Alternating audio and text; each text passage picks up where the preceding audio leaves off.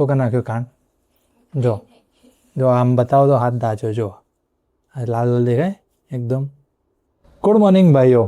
આજે છે શનિવાર અને શનિવાર રવિવાર અમારી રજા હોય. મંડે ટુ ફ્રાઈડે હું જોબ કરું છું, બરાબર છે, અને સેટરડે સન્ડે હોય એમાં મારી રજા હોય. ટીંડોળા સમારે છે. આજનું શાક ટીંડોળા બનવાનું છે.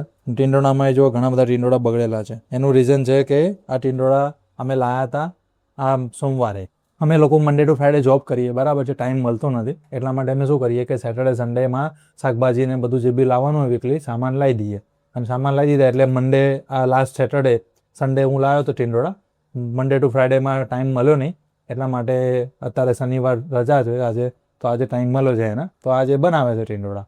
તો કોણે ટીંડોળાનું શાક ભાવે છે, બરાબર છે, મારું તો ફેવરેટ છે. એમાં જો તમે લોકો ખાતા હોય તો છાશ નાખીને રોટલી નાખીને ચોળીને મજા પડી જાય. તો તમે લોકો પણ જેવી રીતે ખાતા હોય તો કમેન્ટ કરજો કોણે ટીંડોળાનું શાક ફેવરેટ છે, કમેન્ટ કરજો. તો હવે મારું એક કામ આપી દીધું છે મને, ગોટલામાંથી ગોટલીઓ કાઢવાની છે. તો કેરી ખાધા પછી આ બધી ગોટલીઓ સૂકી દીધી હતી. આ બધા ગોટલાઓમાંથી ગોટલીઓ કાઢવાની છે. થોડી મેં કાઢી હતી, થોડી બાકી છે, થોડી કાઢવાનું કામ બાકી છે, તો એ કામ કરી લો. એટલું કામ કરી લઈએ ત્યાં સુધી આ મારી વાઈફ બનાવશે ટીંડોળાનું શાક. પછી બીજું કંઈ કામ છે મેડમ? આપણે મેડમને પૂછે કે બીજું કામ છે? ટીંડોળા બગડી જાય તો હવે કયા શનિવારે લાવ્યો તો શાક ખબર નહીં. મંડે ટુ ફ્રાઈડે એવા તો કેવા બીજી હોય મેડમ, એક શાક સમારીને શાક નહીં બનાવી શકતા. A few moments later. મેં મારી આપો ને હું બનાવી દઈશ. ક્યારે સમારી આપું? જાતે. તો કહેવાય ને રાતે ઉપર ચાલવા જઈએ, આગા પાછા થઈએ ચાલવા. હા, ફર્સ્ટ છે, બધા પાકી ગયા. તો ના બનાવીશ અત્યારે. જો બધા બગડેલા જ નીકળે છે. તો થોડું શાક બનશે મારા જેટલું. જો કે એના તો કેરીનું શાક ખાવાનું છે, એ તો ભૂલી જ ગયો હું. એનું બી બતાવજો તમને. કેરી છે ને ગયા અઠવાડિયાની લાઈન પડી હતી. અરે જુઓ, દેખાય કેરી? આ 2 કેરી ગયા શનિવાર લાવી હતી અને એમાં હજુ કેરીનું શાક ખાવું છે, પણ ખાવાનો ટાઈમ જ નહીં ને. ખાવાનું શું, બનાવવાનો ટાઈમ નહીં, તો ખાવાનો ટાઈમ તો ક્યાંથી વાત આવે. અમારી જોબ એવી છે, શું કરીએ, મહેનત કરવી પડે. આજના જમાનામાં કમાવા માટે મહેનત તો કરવી જ પડે ને. તમે લોકો કમેન્ટ કરજો મારો વ્લોગિંગ તમને ગમે છે, કારણ કે હું હજી વ્લોગિંગમાં નવો છું, સ્ટાર્ટ કરી રહ્યો છું. તો મારાથી નાની મોટી ભૂલો થશે તો તમે લોકો મને મોટિવેટ કરજો, શીખવાડજો. ક્યાંક મારી ભૂલ થાય તો મને કહેજો. તો અત્યારે આપણે થોડું હવે આ ગોટલામાંથી ગોટલીઓ કાઢી નાખીએ. તો જો આ ગોટલો છે, ગોટલામાંથી ગોટલી કાઢવાની છે. તો ગોટલી છે ને અમે આવી રીતે કાઢી, આવી રીતે મારવાનું. પછી આ થોડી ચપ્પાથી શું કરવાનું, આમ ઘીસી કરી દેવાની. આમ ધ્યાન રાખવાનું વાગે નહીં ચપ્પુ, બરાબર છે. અને પછી ચપ્પાની ઘીસી થઈ જાય એટલે આવી રીતે થોડું બળ લગાવવું પડે. બહુ જોરથી માર્યું હોય તો ભાઈ ભૂકો થઈ જાય થોડો, એટલે ધ્યાન રાખવાનું. જો અમે આ કાઢી, આવી રીતે આ બધી ગોટલી જો ચોખ્ખી ગોટલી છે. આને છે ને વધીને 10 થી 15 દિવસ સુકાવા દેવાનું, વધારે નહીં સુકાવા દેવાના. બહુ સુકાવા દેશો ને તો પછી આવા કાળા પડી જશે. જો અમુક છે ને આવા કાળા પડી જાય, બતાવું. જો આવા કાળા પડી જાય પછી મજા ના આવે ખાવાની. એટલે સારી એમાંથી હોય નીકાળી દેવાની. અને પછી એમાંથી અમે આને બાફીશું અને પછી હું તમને બતાવીશ કેવી રીતે શેકાય, કેવી રીતે આનું મુખવાસ બને. જો આ બધી સારી છે. તો ચલો અત્યારે આ બધી હવે વધારાની છે એને હું બધા ગોટલામાંથી ગોટલી કાઢી નાખું, બરાબર છે. પછી આપણે નેક્સ્ટ કેવી રીતે બનાવીએ એનો વિડીયો તમને બતાવીશું.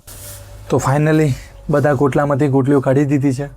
આટલી બધી ગોટલીઓ નીકળી છે, આટલા બધા ગોટલાઓ હતા, બરાબર છે. આના પહેલાં એક લોટ તો કાઢી દીધો હતો, આટલો, બરાબર છે. એની ગોટલી અત્યારે પતવા આવી છે.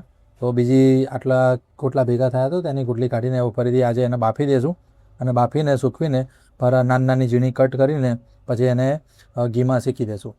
તો ઘીમાં શેકી દેવાની. ઘીમાં શેકીને પછી મીઠું પપરાઈ દેવાનું, મીઠું નાખી દેવાનું, એટલે તમારું મુખવાસ રેડી થઈ જશે. તો આજે આપણા ગોટલીનું કામ પતી ગયું છે. હવે નેક્સ્ટ મારું છે, હું નહીં ધોઈને થોડો ફ્રેશ થઈને બહાર મોલમાં જઈશ અને કંઈક સામાન જે લાવવાનો છે લઈ લઈશ. અને અત્યારે તો બ્રેકફાસ્ટ બને છે. જો અમારા મેડમ બ્રેકફાસ્ટ બનાવે.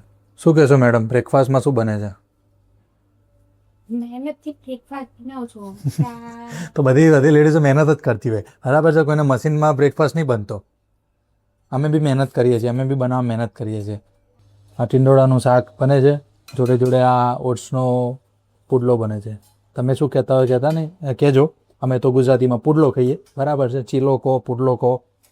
અને ઓટ્સનો પુડલો બને છે. તો સવારમાં અમે છે ને બ્રેકફાસ્ટમાં આવું જ ખાઈએ. ઓટ્સનો પુડલો ખાઈએ, બરાબર છે. મગનો પુડલો કે ચણાનો ચીલો કહો કે પુડલો કહો, તો એ કે ચણાના ચીલા ખાઈએ, મગના ચીલા. છોલે ચણા આવે પલાળી દઈએ, બરાબર. દેશી ચણા આવે પલાળી દઈએ.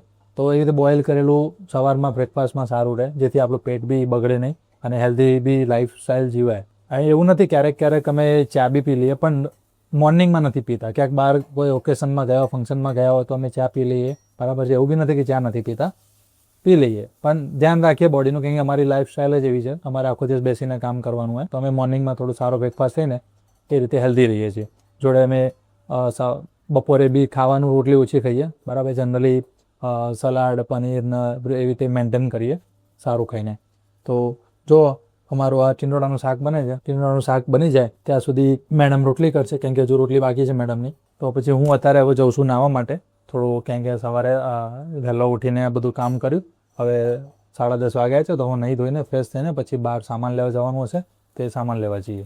તો બધો સામાન લઈને હું આવી ગયો હતો. તો અત્યારે વાગ્યા છે 3, કેમ કે હું સામાન લઈને આવ્યો 1-1.5 વાગ્યા સુધી. 1.5 વાગે આવ્યા પછી હું પાછો નાહ્યો.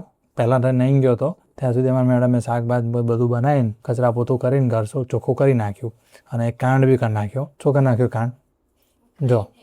જો આમ બતાવો તો હાથ દાચ્યો. જો લાલ લાલ દેખાય એકદમ. બોન શાક બનાવતા હતા અને ખબર નહીં શું એવું તો કર્યું, પાણી ગરમનું સીબુનું પાણી એની ઉપર ઢોળી ગયું અને અડી બી ગયું પાછું 2 વાર. તો અત્યારે જો નહીં જસ્ટ આવી 3 વાગ્યા છે બપોરના અને ખાવા બેઠા છીએ. જો ખાવાની અંદર આ ગિલોડીનું શાક, ગિલોડી બટાકાનું, અને એને પોતાનું સેપરેટ કેરીનું શાક બનાવ્યું હતું, જે અઠવાડિયેથી પેન્ડિંગ હતું, અને જોડે કેરી, કેસર કેરી અને દહીં. તો મેં તમને કીધું હતું ને કે ગિલોડીનું શાક છે, દહીં અને રોટલી ચોળીને ખાવાનું, મજા પડી જાય, જામો પડી જાય. આ જો મેડમ હજુ તો માથું બાથું ધોઈને રેડી જ બેઠા છે અને જસ્ટ હજુ ખાવા બેઠા છે. જો હા ના, જો એસી ચાલુ છે અને એસીમાં બેઠા છીએ. ચલો તો ખાઈ લઈએ.